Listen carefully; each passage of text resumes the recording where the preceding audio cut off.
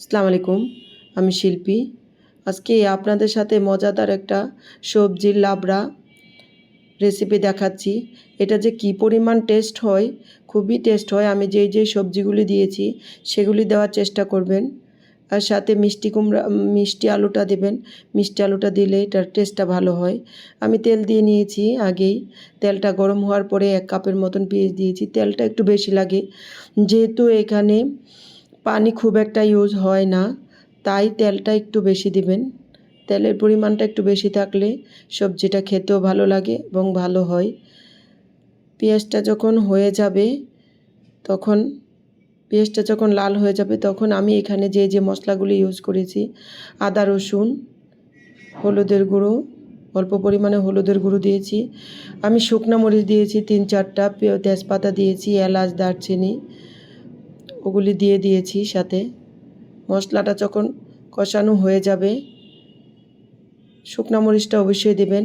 আর এখানে সবচেয়ে important part হচ্ছে আপনার পাঁচফোড়নটা অবশ্যই লাগবে। পাঁচফোড়ন ছাড়া এই সবজিটা ভালো আসবে না। এই সবজিটার মেইন টেস্ট এবং ফ্লেভার আসে পাঁচফোড়ন দিয়ে। আমি 1-4 চামচের মতন দিয়েছি। আপনারা আপনাদের সবজি বুঝে তারপরে কম বেশি করে দেবেন। আমি যেই সবজিগুলি একটু শক্ত, সিদ্ধ হতে একটু সময় লাগে, সেগুলো আগে দিয়েছি। সেগুলি দিয়ে নাড়িয়ে নিচ্ছি। এই অবস্থায় পানি ইউজ করবেন না।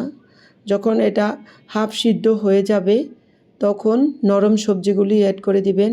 আমি এখানে কাঁচকলা, মিষ্টি কুমড়া পরে ইউজ করেছি। মিষ্টি আলুটা ইউজ করবেন। মিষ্টি আলুটা যদি পান তাহলে এটার টেস্টটা খুব ভালো আসে।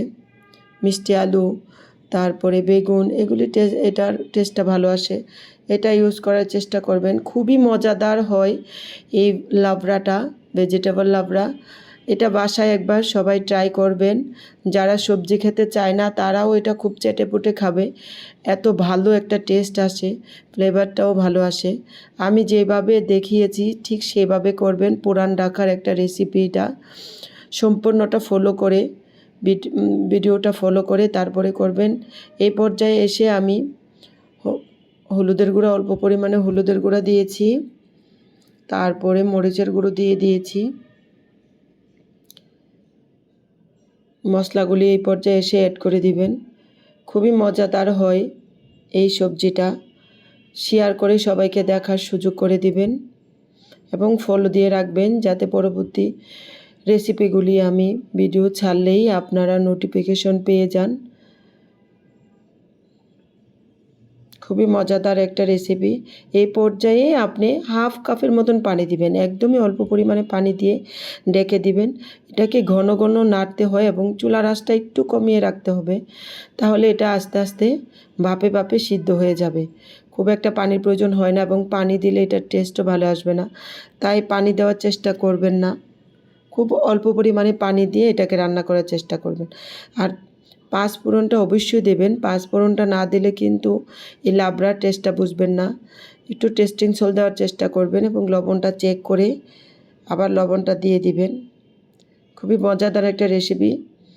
সবাইকে দেখার সুযোগ করে দিবেন এবং আমার ভিডিওটা ফলো করে রাখবেন। বাসায় একবার ট্রাই করবেন। খুবই মজাদার একটা রেসিপি।